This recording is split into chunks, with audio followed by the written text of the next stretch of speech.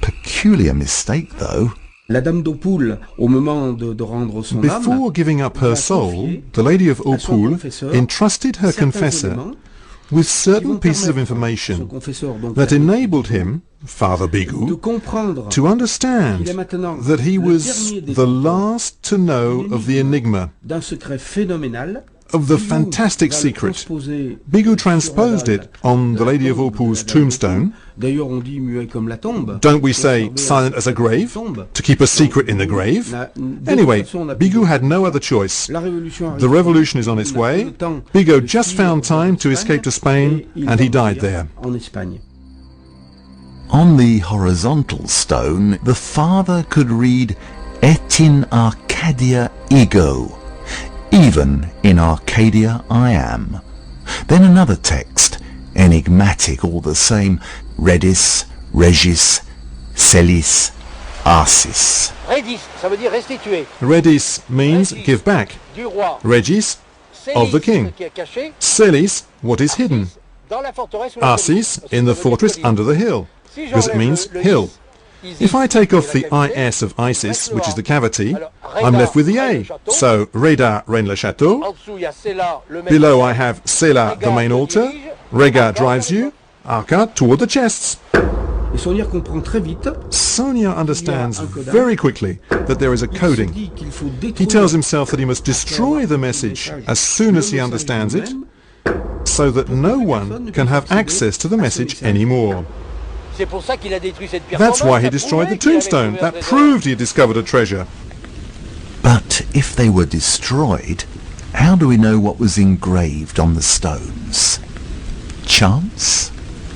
Before the time of the father, a scientific society had taken note of the text on the stele, and a scholar, Ernest Crowe, an engineer, had published the text from the stone. That's an interesting stone, with the inscription Et in Arcadia ego, which was as wrongly spelled in Latin as in Greek, which is rather strange. But no one saw it. What was Béranger Saunière looking for? Why mess up the churchyard? If the question was only to decipher tombstones, then daytime was more appropriate than night.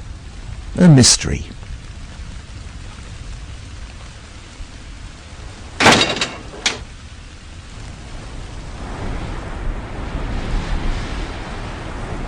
Around 1960, two documents, which were supposed to have been found by the father in his church, reappear. A Marquess, Philippe de Chérisset, and a Pierre Plantard de Saint-Clair will hand them to a journalist, Gérard de Sède, who will publish them.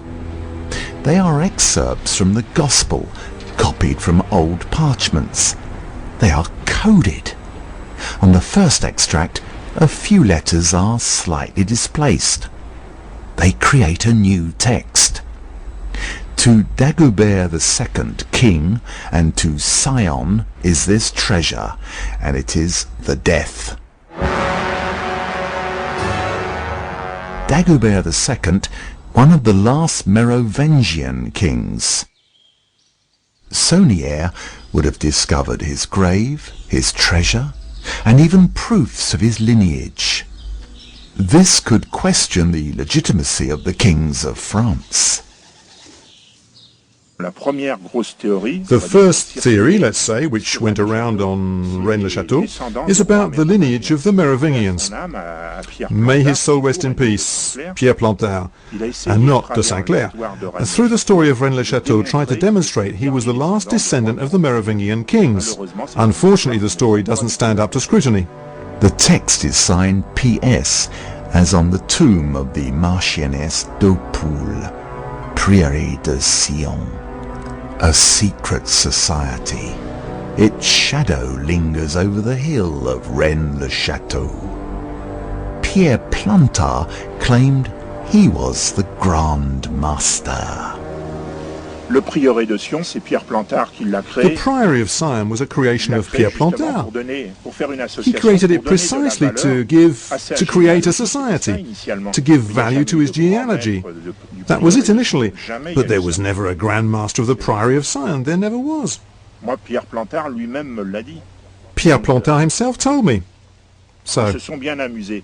Pierre Plantard de they Saint-Clair. had fun. Pierre Plantard de Saint-Clair and the real Marquis Philippe de Chérisay had great fun.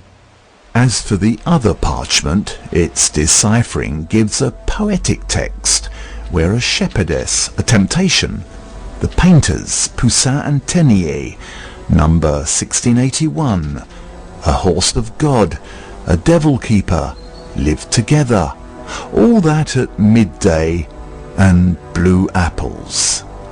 Odd puzzle.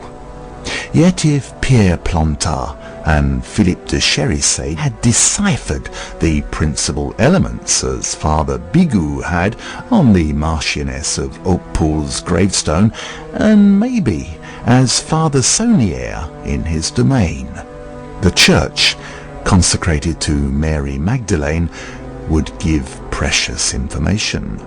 "This place is terrible," warns us the priest. A quotation from the Bible, right, but maybe something else too. Do not we find the devil keeper of the coded parchment? The U at the feet of Saint Germain. Could not it refer to the shepherdess just the same as Saint Antoine would refer to the temptation? As for the indispensable stations of the cross, they were showed backwards, as if Father Saunière was inviting us to reverse its meaning. The confessional box, furthermore, calls to mind the adventure of a local shepherd, who in the 17th century found gold while rescuing one of his ewes that had fallen in a hole. Est-ce que Saunière a Was it intérêt in Saunière's interest to leave a message? Supposons qu'il ait laissé Let's un suppose he message left a de message, son vivant. and he left it while he was still alive. Supposons encore And let's suppose that quelqu'un someone qui comes vienne to voir Rennes-le-Château il and découvre discovers his messages et les décrypte. and deciphers them. Il se fait soulever That son someone may steal the treasure. Donc, quel So intérêt what's the a-t-il point? Peut-être Maybe he wanted to leave, let's use big words, a message for posterity. In which case the message doesn't refer to gold. There's no reason to leave a message about gold, even if it's a treasure. Maybe something else. The former pillar of the altar has been set upside down by Father Saunière. The way the Greek Alpha and Omega appears proves it. If you put the pillar right, the mission date 1891 shows the figure 1681, which brings us back to the coded parchment. Even from the kingdom of the dead, the priest seems to send us signs. The N of INRI is reversed. You have the conception of this tower over there, a stone tower, which one can say is very visible, with a climbing stairway, and on the other side a glass tower, thus practically invisible if you like, with a descending stairway.